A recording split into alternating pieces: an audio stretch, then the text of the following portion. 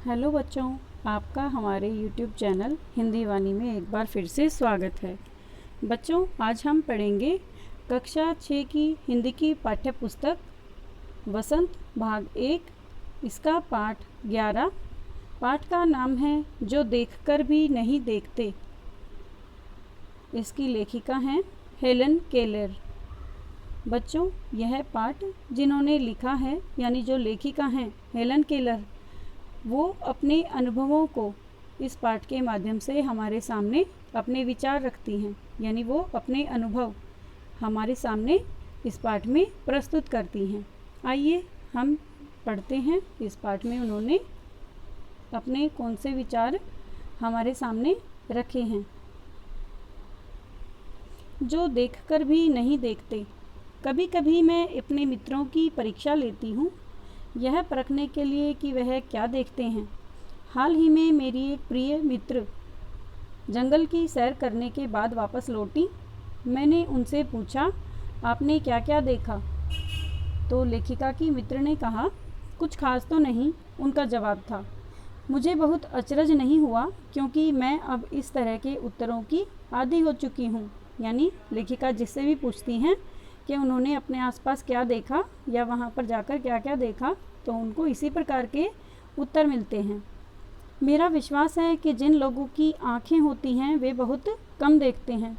बच्चों, इस पाठ की लेखिका हेलन केलर बचपन में एक गंभीर बीमारी के कारण उनकी आँखों की और उनकी कानों की जो शक्ति है देखने और सुनने की, वह चली गई थी एक गंभीर बीमारी के कारण बचपन में ही। इसलिए अब वो हर चीज़ को, प्रकृति की हर चीज़ को या अपने आसपास की हर चीज़ को महसूस करती हैं। क्या यह संभव है कि भला कोई जंगल में घंटा भर घूमे और फिर भी कोई विशेष चीज़ ना देखे? मुझे जिसे कुछ भी दिखाई नहीं देता, यानी लेखिका, सैकड़ों रोचक चीज़ें मिल जाती हैं जिन्हें मैं छूकर पहचान लेती हूँ।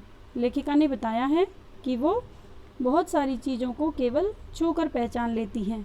मैं भोजपत्र के पेड़ की चिकनी छाल और चीड़ की खुरदरी छाल को स्पर्श से पहचान लेती हूँ। लेखिका ने बताया है कि विशेष प्रकार के पेड़ों को वो केवल छूने से ही उनकी पहचान कर पाती हैं। जैसे भोजपत्र के पेड़ की जो छाल होती है, यानी जो पेड़ की सतह होती है वो चिकनी होती है, और चीड़ के पेड़ की खुरदरी छाल होती है, उनको लेखिका स्पर्श से यानी छूकर पहचान लेती हैं। वसंत के दौरान मैं टहनियों में नई कलियां खोजती हूँ। वसंत ऋतु में टहनियों में नई नई पत्तियाँ और फूलों की कलियां होती हैं, उन्हें लेखिका छूकर पहचान लेती हैं। मुझे फूलों की पंखुड़ियों की मखमली सतह छूने और उनकी घुमावदार बनावट महसूस करने में अपार आनंद मिलता है। यानी लेखिका को प्रकृति की चीज़ें जैसे फूल, पत्तियाँ, कलियाँ और पेड़ों की नई नई पत्तियाँ, जिन्हें हम कोपले कहते हैं, उनको छूने में बहुत आनंद मिलता है। इस दौरान मुझे प्रकृति के जादू का कुछ एहसास होता है। कभी जब मैं खुशनसीब होती हूँ तो टहनी पर हाथ रखते ही किसी चिड़िया के मधुर स्वर कानों में गूंजने लगते हैं। अपनी अंगुलियों के बीच झरने के पानी को बहते हुए महसूस कर मैं आनंदित हो उठती हूँ। मुझे चीड़ की फैली पत्तियाँ या घास का मैदान किसी भी महंगे कालीन से अधिक प्रिय है। यानी लेखिका को प्रकृति की चीज़ें या प्रकृति की सुंदरता किसी भी बहुमूल्य वस्तु से अधिक प्रिय है। बदलते हुए मौसम का समा मेरे जीवन में एक नया रंग और खुशियाँ भर जाता है। कभी कभी मेरा दिल इन चीज़ों को देखने के लिए मचल उठता है। यानी लेखिका भी इन सब चीज़ों को देखना चाहती हैं, उनका कभी कभी मन करता है। अगर मुझे इन चीज़ों को सिर्फ छूने भर से इतनी खुशी मिलती है तो उनकी सुंदरता देखकर तो मेरा मन मुग्ध ही हो जाएगा। यानी लेखिका ने कहा है कि इन चीज़ों को सिर्फ छूने से उन्हें इतनी खुशी मिलती है, अगर वो इनको देख पाती तो बहुत अच्छा होता। परंतु जिन लोगों की आँखें हैं वे सचमुच बहुत कम देखते हैं, यानी वो बहुत सारी चीज़ों को महसूस कम कर पाते हैं, उनको उनकी तरफ ध्यान कम दे पाते हैं। अगर इस दुनिया से अलग अलग सुंदर रंग उनकी संवेदना को नहीं छूते, यानी वो इन सब चीज़ों को महसूस नहीं कर पाते, अपने मन से नहीं देख पाते, मनुष्य अपनी क्षमताओं की कभी कोई कदर नहीं करता। जो व्यक्ति जिसमें जितनी ज़्यादा क्षमताएं होती हैं वह इनकी कदर कभी कभी नहीं करता। वह हमेशा उस चीज़ की आस लगाए रहता है जो उसके पास नहीं है। यानी मनुष्य जो चीज़ उसके पास नहीं है केवल उसकी आस लगाए रहता है।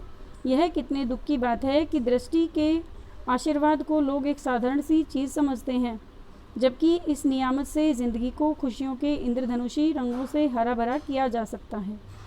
लेखिका का यह मानना है कि भगवान ने जिन लोगों को नज़र या देखने की ताकत दी है वो इस आशीर्वाद को एक साधारण सी यानी मामूली सी चीज़ समझते हैं, जबकि जो देखने की ताकत है वह सभी लोगों के जीवन में इंद्रधनुषी रंग भर देती है। यानी वो सब चीज़ों को देखकर उसका आनंद ले पाते हैं।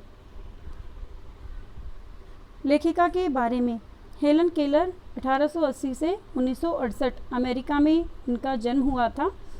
एक ऐसा नाम है जो घोर अंधकार के बीच भी रोशनी देता रहा।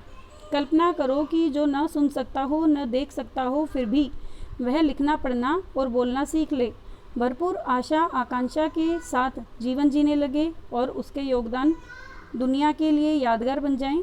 ऐसी थी हेलन केलर। जब वे 1.5 वर्ष की थी बचपन की एक गंभीर बीमारी की वजह से उनकी देखने और सुनने की शक्ति जाती रही, लेकिन उन्होंने हार नहीं मानी। कॉलेज के दिनों में ही प्रकाशित अपनी आत्मकथा स्टोरी ऑफ लाइफ में वे लिखती हैं, मुझे ये तो याद नहीं कि ऐसा कैसे हुआ, लेकिन ऐसा लगता था कि रात कभी ख़त्म क्यों नहीं होती और सुबह क्यों नहीं आती। दुनिया की सभी भाषाओं में इस किताब के अनुवाद हुए हैं। इसके अलावा भी उनकी 10 पुस्तकें और सैकड़ों लेख प्रकाशित हुए हैं। उन्होंने दुनिया भर में घूम घूम कर अपने जैसे लोगों के अधिकारों और विश्व शांति के लिए काम किया। हेलन केलर भारत भी आई थी। बच्चों, उम्मीद है आपको यह पाठ समझ में आ गया होगा। इसमें लेखिका हेलन केलर ने अपने निजी अनुभवों यानी उन्होंने जो महसूस किया उसे इस पाठ के माध्यम से हमारे सामने प्रस्तुत किया है। धन्यवाद।